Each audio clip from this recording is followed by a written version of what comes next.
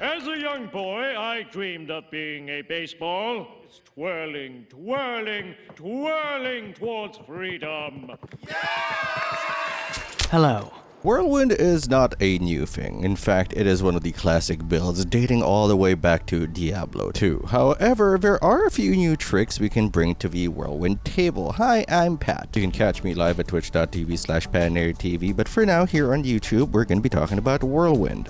It is a channeled ability, which means we're going to be using Snapshot Mechanics. It damages everything around you intermittently based on your weapon's base attack speed. It can, once upgraded, gain 1 Fury every time it deals direct damage to an enemy or 4 Fury against elite enemies, and I chose the mod that makes it stronger after 2 seconds. 30% ain't nothing to mess with. So now is a good time to talk about Snapshot Mechanics because it is what you'll need to play the build efficiently. Actually, anything that is channeled probably uses Snapshot Mechanics. So think of a Snapshot Mechanics this way. When you start channeling an ability, it takes a quick snapshot of all the buffs you have on you. So let's say you have your Berserk active as well as the Tybalt's Will ability. That means those buffs, those damage buffs, will apply to your Whirlwind for as long as you cast it.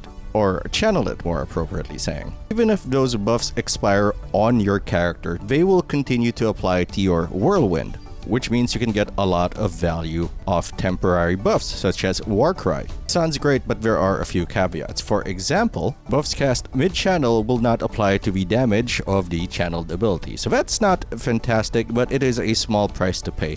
All that this means is you need to get as many buffs active before channeling Whirlwind. The good news is getting the buffs in this build is relatively easy. Now, in terms of playstyle, the greatest pro of the Whirlwind build is that it is one of the best farmers in the game. You are moving and attacking. That is basically everything you've ever wanted in a farming machine, which is good for farming mats, hell tides, and of course if you're just looking for item power. Because item power rolls cap out at level 102 to above the max level, you will be able to farm comfortably.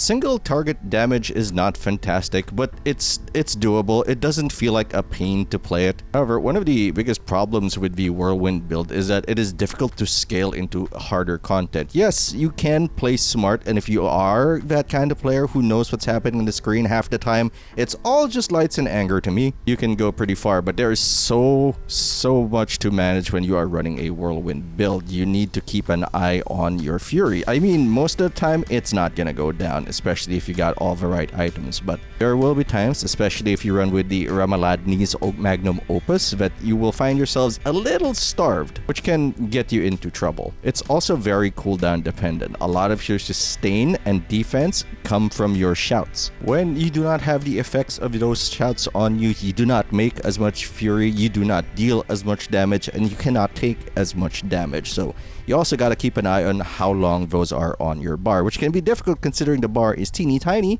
and those buffs might actually get pushed out because you have so many on you, leaving you unable to figure out whether or not you actually have the buff on you. But again, the reward for playing this is very much worth it. The smoothness of play is very much up there for me. You wanna farm summoning mats or help a friend and level up? Man, this is the one I would bring because it's just the fastest. At least among the offerings of the Barbarian, and especially if you're not pushing. If you're punching down or what, plus 20 up, you will still make good time. So if that build is your jam, then please stay a while and listen. For those of you who just want to see the build itself and don't need the discussion because you know what it is all about, check out the link in the description below. It will lead you to a max roll page with the build, complete with paragons and so forth.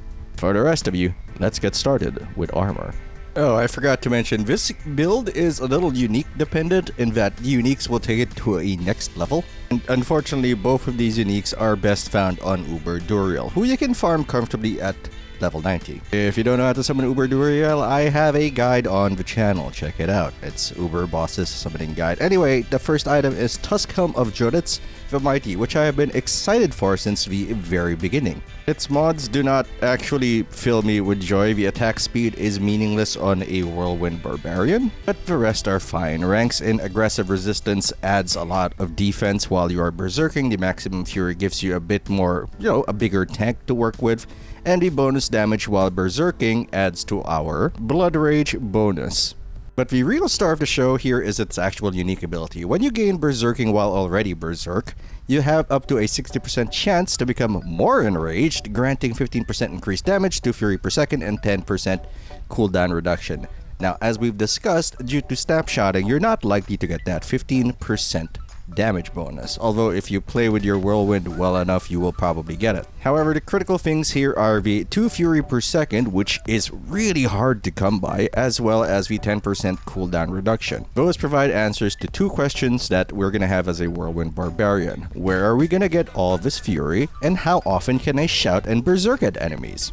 For our chest aspect, we are running the aspect of the Relentless Berserker, which reads, Lucky hit, damaging an enemy with a core skill has up to a 40% chance to extend the duration of berserking for 2 seconds, double this duration if it was a critical strike. While we have numerous procs for our berserk, we want to keep sustaining it as much as possible. This helps greatly towards that goal. As an aside, it is the perfect time to discuss what rolls we're gonna have on our chest plate. Mine is terrible. You want resistances. Resistances all the way, because we are running with a unique helm and unique pants. We are running a little low on good rolls and good defensive rolls as a whole, so we're gonna need everything else to step up. Personally, I prefer to have as maxed out resistances as possible, if not that, damage reduction.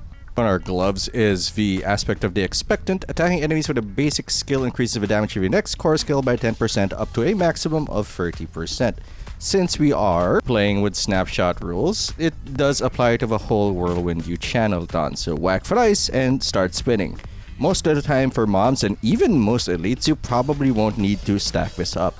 This is there for the big boss, the big cheese, the guy at the end of the tunnel. For our pants, we're running with one of the best uniques we've seen thus far, Tybalt's Will, which gives us increased damage while unstoppable and for 4 seconds afterwards. When you become unstoppable, you also gain 50 of your primary resource, so it gives us damage and lets us spin more and more, especially if we yell out a good old rallying cry. On a good day, you can probably go most dungeons just casting Whirlwind once or twice and channeling it all the livelong day.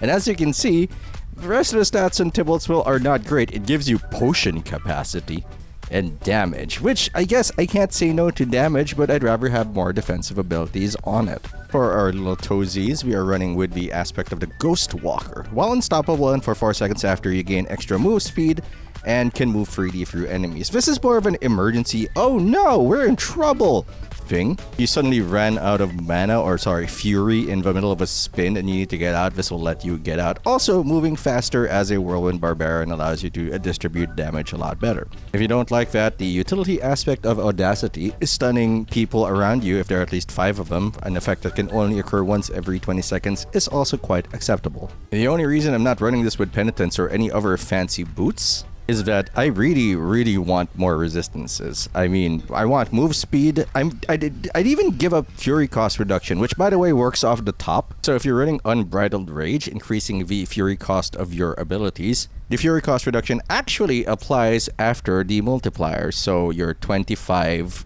per second Whirlwind now costs 50, but with 10% costs 45, not 47.5. Fury. Okay, time for weapons. This is where things get a little hinky. For our 2-handers, which we will not be using at all, they are basically stat sticks. We are running the Edgemasters aspect as well as the aspect of Limitless Rage. Both are just pure damage based on the amount of fury that you have. With Limitless Rage giving you a nice little 60% bump if you overflow fury.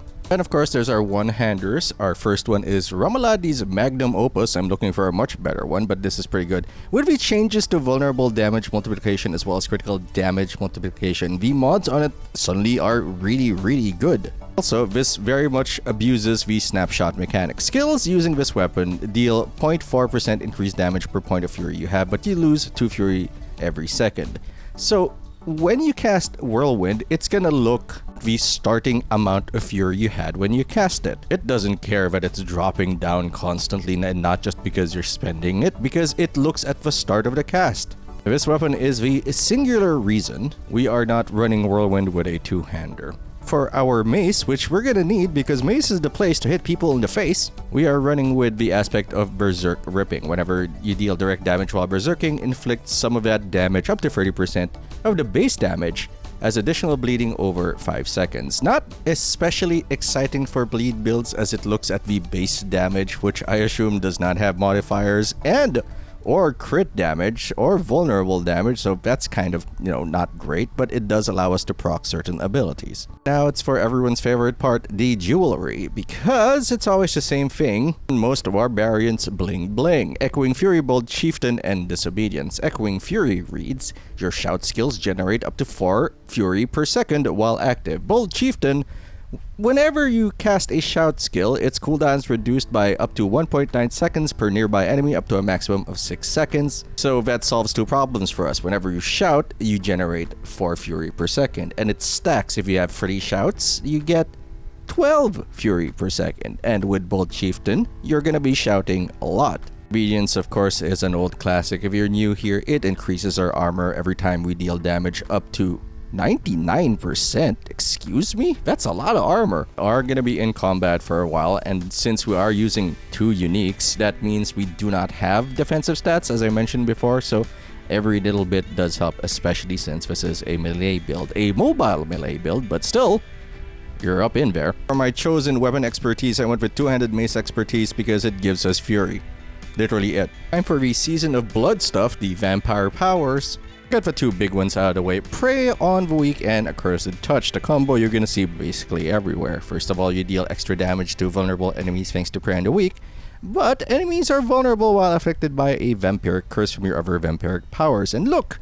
Accursed Touch lets you do that with a lucky hit, up to a 44% chance to inflict Vampiric Curse on enemies, and as an added bonus, it spreads. And Vampiric Curse is basically permanent, or at least I have never seen it expire.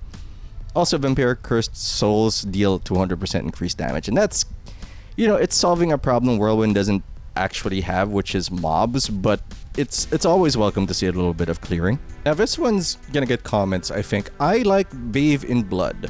While channeling a skill, you form a pool of blood underneath you. While channeling a skill in a pool, your channeled skills deal 40% increased damage, and you gain 30% damage reduction.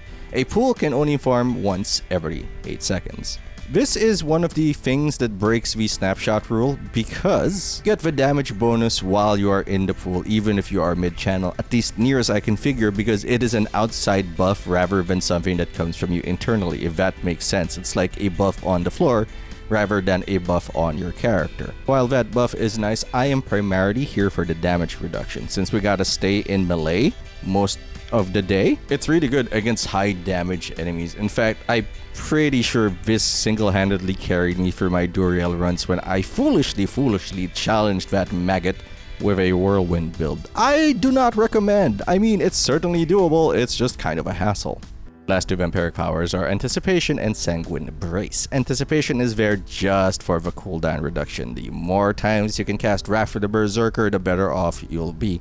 And Sanguine Brace gets you Fortify for 4.5% of your base life whenever you kill an enemy. And while you have more Fortify than half your maximum life, you gain 6% critical strike chance, which is pretty important because we're not running the aspect that increases Whirlwind's critical strike chance. Now, if Anticipation isn't making you smile, you can always put on Domination. You deal 80% increased damage to enemies who are stunned, immobilized, frozen, or feared. Despite not having Ground Stomp, we still have a way to stun people through our passives because we have a Mace dealing damage to their face.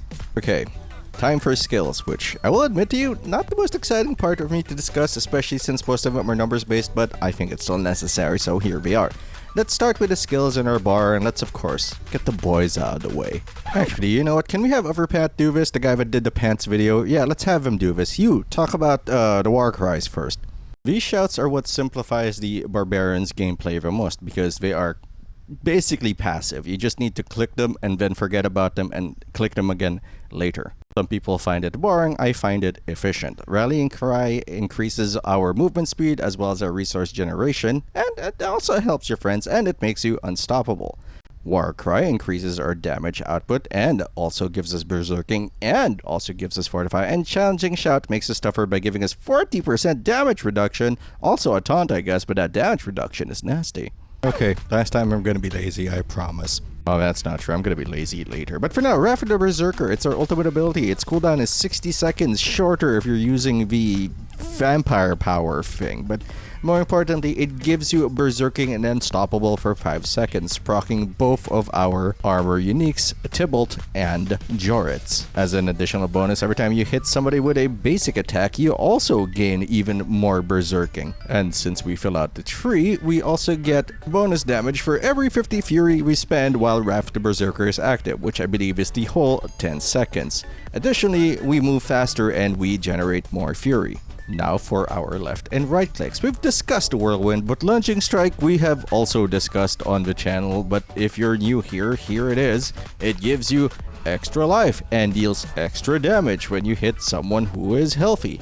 Also, critical strikes with it give you Berserking for 1.5 seconds, giving you an optional way to activate the Tusk Helm of Jorits. Okay, time for our passives. We're running the full gamut of shout passives, Booming Voice, which increases the duration of our passives, Guttural Yell, which makes enemies deal less damage, which I also believe stacks per shout, and good old Raid Leader, which heals us and our allies for 3% of our maximum life per second. This one is tested on the channel and it does stack, meaning when all 3 shots are active, you get 9% of your maximum life per second back. We're also running with Swiftness, although you may want to move that somewhere else if that is what you desire, because it's really here just for speed, because that is our best defense. You cannot speed your way into punching people harder in Diablo 4, however, movement speed does get you many benefits from just moving faster and getting from store to store, more quickly, and of course, getting you out of trouble. We're also running 2 of the Berserker passives, Prolific Fury and Aggressive Resistance. Aggressive Resistance, thanks to our Tusk Helm of Jorits, gives us a whopping 24% damage reduction while we are Berserking, and Prolific Fury allows us to generate 18% more Fury while Berserking.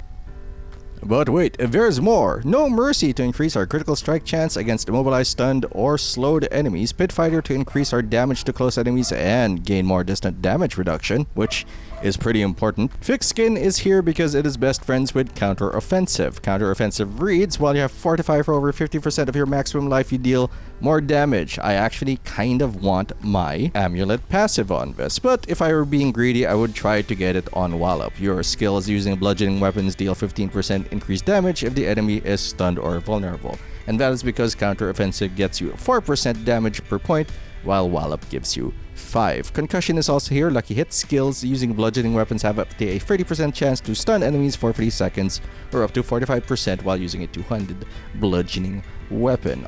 And our key passive, of course, is Unbridled Rage. Core skills deal 135 extra damage, but cost 100% more Fury. Now, on to our Paragon board, the exact distribution of which will be on the link in the description below. These are fairly simple, nothing too clever. We're looking for damage reduction and damage. Territorial reduces damage against close enemies.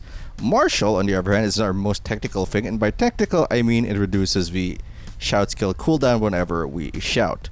Undaunted reduces damage the more Fortify we have, while Ire reduces damage from elites while we are Berserking. Wrath is here to create Fury for us. Whenever we crit, and we're gonna do that a lot, we generate 3 Fury. For legendary Paragon nodes, we don't actually have a good selection for the Whirlwind build. Blood Rage is good for basically any build that bothers to use Berserking, gives us more consistent Berserk as well as a massive damage boost. Warbringer is one of our defensive key tools. For every 75 Fury we spend, we gain 15% of our maximum life. That is important. Maximum life, as fortified, doesn't just look at our base life, so every time we buff up our life pool, we get more out of Warbringer. And Flawless Technique, a lot of people don't like it, but I do like the 8% critical strike chance multiplier. Critical strikes may not hit as hard as they used to, but they are still, it's still a damage bonus you want to see. Also, bigger number work good on Smooth Brain Pat.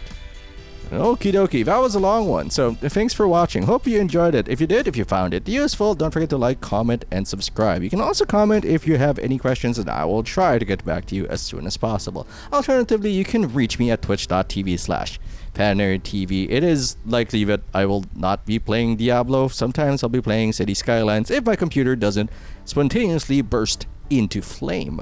Anyway, yeah. Thanks for watching. I am Patinator.